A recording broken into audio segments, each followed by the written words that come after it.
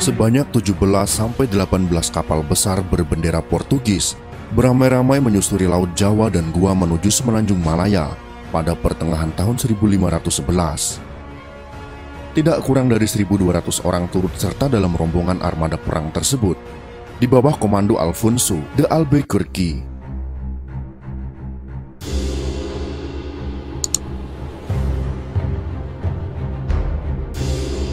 Dalam beberapa pekan, tibalah orang-orang asing itu di Selat Malaka dan pertempuran akan segera terjadi. Pada tanggal 10 Agustus tahun 1511, Portugis memulai serangannya dengan target menaklukkan Malaka sekaligus untuk menguasai pusat perdagangan teramai di kawasan itu. Di sisi lain, internal Kesultanan Malaka justru sedang bergolak akibat perseteruan antara Sang Sultan Muhammad Syah dengan anaknya sendiri yang bernama Ahmad Syah.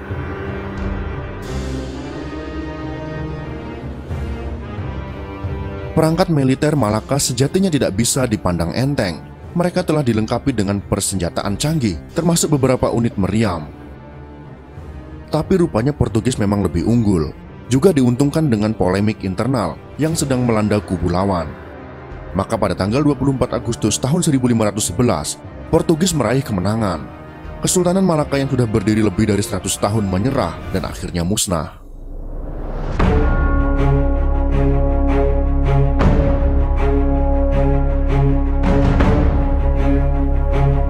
Berdirinya pemerintahan di Malaka tidak terlepas dari ekspansi kerajaan Majapahit ke Tumasik pada tahun 1398. Para Meswara, penguasa kecil di wilayah yang kini bernama Singapura itu, terpaksa melarikan diri bersama para pengikutnya yang masih tersisa. Para Meswara menyusuri pesisir Selat Malaka untuk menjauh dari orang-orang Majapahit. Setelah menempuh jarak sekitar 250 km, sampailah para Meswara di suatu tempat di salah satu titik di tepian Selat Malaka. Di lokasi itulah didirikan kerajaan baru dengan nama Malaka atau Melaka. Ia pun menjadi raja di sana dan bertahta sejak tahun 1405 Masehi. Para Meswara masih memiliki darah keturunan dari kerajaan Sriwijaya. Para Meswara semula adalah seorang penganut Hindu. Ia kemudian memeluk Islam. Seiring ramainya pelabuhan Malaka yang merupakan area transaksi kaum pendatang dari Arab dan Gujarat, juga dari wilayah mancanegara lain termasuk Cina. Setelah menjadi Muslim, para Meswara lantas menyandang gelar Iskandar Syah sebagai penguasa Malaka.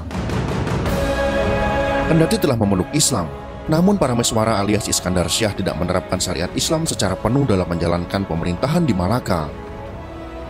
Haji Halimi dalam Sejarah dan Tamadun Bangsa Melayu menyebutkan bahwa hanya 40,9% undang-undang pemerintahan di Malaka yang sesuai dengan aturan Islam. Begitu pula untuk undang-undang laut. Dari 25 pasal, hanya 1 pasal saja yang mengikuti hukum Islam.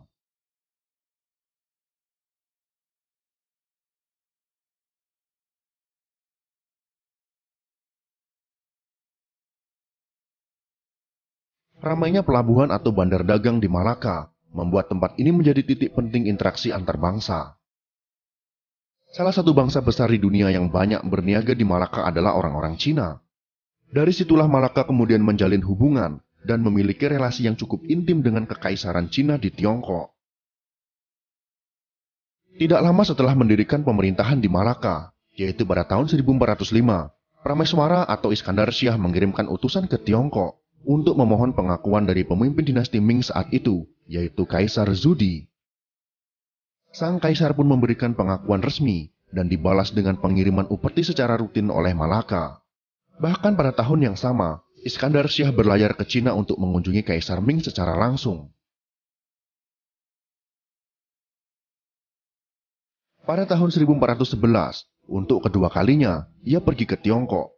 Kali ini ditemani sang permaisuri dan beserta rombongan yang berjumlah sekitar 450 orang dari Malaka. Iskandar Syah memang membutuhkan Cina sebagai antisipasi apabila datang ancaman lagi dari Majapahit atau dari kerajaan lainnya, termasuk Siam. Dan kekhawatiran Iskandar Syah itu memang pada akhirnya menjadi nyata. Pada tahun 1409, Malaka diserang oleh Siam, namun datang bantuan dari Cina yang dipimpin oleh Laksamana Cheng Ho, sehingga keamanan Malaka tetap terjaga. Sejak saat itu, para rival harus berpikir ulang jika ingin menyerang kerajaan Islam di Semenanjung Malaya tersebut. Kemitraan antara Malaka dengan Kekaisaran Tiongkok berlangsung cukup lama. Ketika Parameswara atau Iskandar Syah wafat pada tahun 1414, sang putra mahkota, Megat Iskandar Syah menyampaikan kabar duka itu langsung di hadapan Kaisar Cina. Megat Iskandar Syah sendiri kemudian dinobatkan sebagai penguasa Malaka selanjutnya dan memimpin hingga tahun 1424.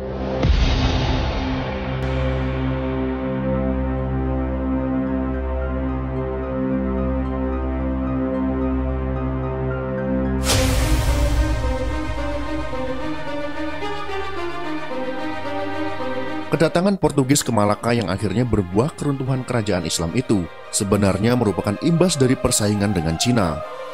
Portugis berambisi menguasai bandar dagang strategis di Malaka untuk menghentikan aktivitas niaga Cina sekaligus menyainginya. Pelabuhan Malaka memang menggiurkan dan akan sangat bermanfaat jika bisa dikuasai.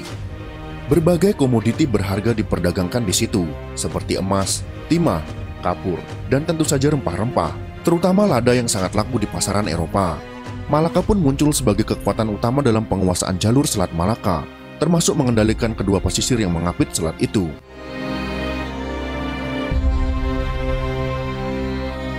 Raja Portugis saat itu, Manuel I, memang mengincar kota pelabuhan Malaka yang terletak di jalur dagang antara Tiongkok dan India. Misi perebutan Malaka merupakan bagian dari rencana besar Raja Manuel I demi memperluas pengaruh perdagangan Portugis dan menandingi Cina yang menguasai pangsa perniagaan di Asia. Ketika Portugis menghabisi Malaka pada tahun 1511, Cina belum sempat membantu, tapi nantinya melakukan pembalasan. Pada tahun 1520, kerajaan Portugis mengirimkan utusannya bernama Tome Pires ke Beijing untuk berunding. Yang terjadi kemudian adalah Pires dibunuh hingga tewas. Sebanyak 23 orang yang turut dalam rombongan Portugis tersebut lalu dihukum mati, sedangkan yang puluhan orang lainnya disiksa di penjara. Tak hanya itu, Tiongkok juga menghabisi orang-orang Portugis yang ada di wilayahnya, termasuk di Ningbo dan Guangzhou. Nigel Cameron dalam Barbarians and Mandarins, 13 Centuries of Western Travelers in China, menyebut bahwa tindakan keras Cina itu dipicu oleh pemberitahuan dari Malaka bahwa Portugis menerapkan siasat licik untuk menyerang Malaka, yakni semula hanya ingin berdagang, tapi kemudian justru menyerang dengan mengerahkan ribuan pasukan. Malaka yang selama 1 abad sejak awal berdirinya menuai kejayaan, terutama dalam perekonomian dan perdagangan, akhirnya dihancurkan Portugis pada tahun 1511. Kendati demikian, ambisi Portugis yang ingin menguasai Malaka ternyata tidak sukses sepenuhnya. Keruntuhan Malaka justru memantik kemunculan beberapa kerajaan lokal lainnya yang cukup merepotkan Portugis, seperti Johor, Aceh Darussalam, serta Kerajaan Demak. Tidak hanya itu, serangan Portugis terhadap Malaka juga telah memicu bangsa-bangsa Eropa lainnya, termasuk Inggris, Belanda, juga Spanyol, berbondong-bondong datang ke Nusantara. Situasi ini semakin mempersulit Portugis untuk mewujudkan ambisi besarnya, dan akhirnya justru terlempar dari persaingan.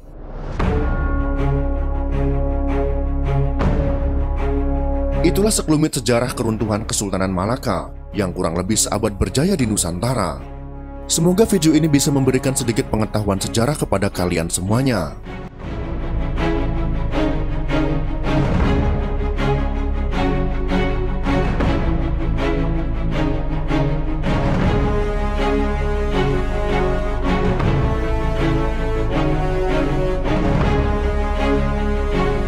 Jika kalian suka dengan video ini, silahkan berikan jempol ke atas. Dan jika kalian menganggap video ini bermanfaat, maka bagikanlah untuk teman-teman Anda yang lain. Terima kasih sudah menonton.